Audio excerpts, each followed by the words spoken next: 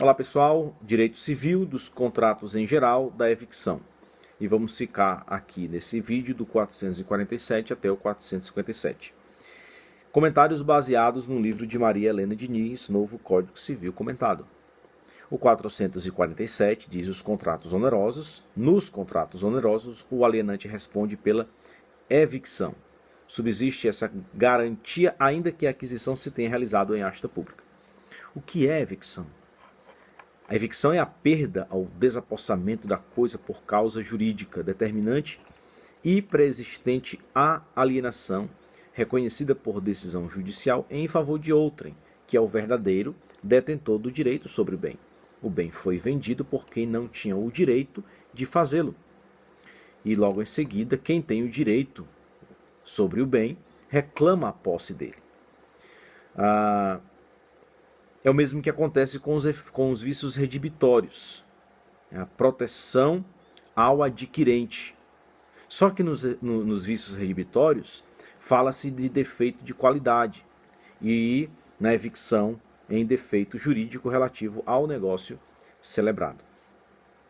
448. Podem as partes, por cláusula expressa, reforçar, diminuir ou excluir a responsabilidade pela evicção. O reforço, redução ou exclusão da responsabilidade pela evicção são disposições de vontade dos contratantes, autorizados pela lei. Pelo reforço, as partes convencionam devolução de valor superior. Diversamente, poderão convir pela devolução não integral, que é a redução, ou pela completa isenção de responsabilidade pela evicção de caráter indenizatório, o que não exclui a responsabilidade do alienante pela devolução do preço, salvo se o adquirente informado do risco da evicção o assumir. 449.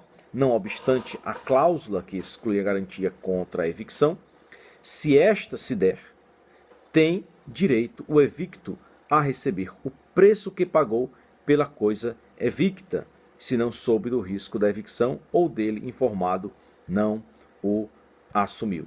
Então, 449 dá todos os direitos aqui a quem comprou o bem e não assumiu o risco pela evicção.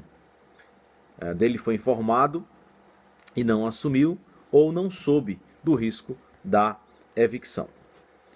Próximo, 450. Salvo estipulação em contrário, tem direito o evicto, além da restituição integral do preço ou das quantias que pagou. Vamos lá. Primeiro, inciso primeiro, a indenização dos frutos que tiver sido obrigado a restituir. Em segundo, a indenização pelas despesas dos contratos e pelos prejuízos que diretamente resultarem da evicção. Terceiro, as custas judiciais e aos honorários do advogado por ele constituído. Parágrafo único. O preço, seja a evicção total ou parcial, será o do valor da coisa na época em que se venceu e proporcional ao desfalque sofrido no caso da evicção parcial. Nós temos aqui só um problema, porque o negócio ele pode valorizar-se. Então, nesse caso, o valor da coisa é maior. O problema é quando aquele que adquiriu o produto com o passar do tempo e o valor dele tenha diminuído e o ressarcimento, em caso de evicção, seja menor do que o preço que foi pago. Mas há entendimento jurisprudencial que os valores restituídos devem ser compatíveis com aqueles que foram pagos. Artigo 451. Subsiste para o alienante esta obrigação, ainda que a coisa alienada seja deteriorada, exceto havendo dolo do adquirente. A deterioração da coisa em poder do adquirente não afasta a responsabilidade do alienante, respondendo por evicção total, exceto se por ação dolosa daquele, deterioração intencional do bem, Não poderá assim o alienante invocar a desvalorização da coisa evicta para reduzir o preço a restituir e ou a indenização por perdas e danos. 452. Se o adquirente tiver auferido vantagens das deteriorações e não tiver sido condenado a indenizá-las, o valor das vantagens será reduzido da quantia que lhe houver de dar o alienante. A vantagem sobre a deterioração obtida pelo adquirente e não indenizável em favor do reivindicante implica a dedução do seu valor para efeito da restituição do valor integral do preço da coisa evicta que houver de fazer o alienante ao evicto nos termos da lei. A previsão legal é a de produzir a equalização dos interesses, abatendo o proveito do adquirente com o restabelecimento do status quo.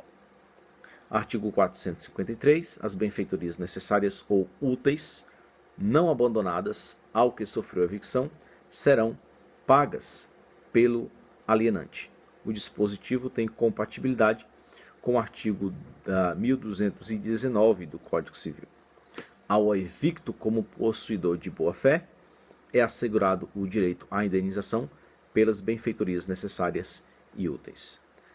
454. Se as benfeitorias abonadas ao que sofreu evicção tiverem sido feitas pelo alienante, o valor delas será levado em conta na restituição devida. 455. Se parcial, mais considerável, for evicção, poderá o evicto optar entre a rescisão do contrato e a restituição da parte do preço correspondente ao desfalque sofrido. Se não for considerável, caberá somente direito à indenização. Então, ele está falando de algo que é considerável ou não considerável. Aquele que é considerável é que faz parte da essência do negócio que foi celebrado. Então, se você comprou, por exemplo, um carro com um sistema de som e você só comprou o carro por conta do sistema de som e a evicção é parcial, fala só do sistema de som, então ali é algo considerável porque você só comprou o carro por conta do som, ok?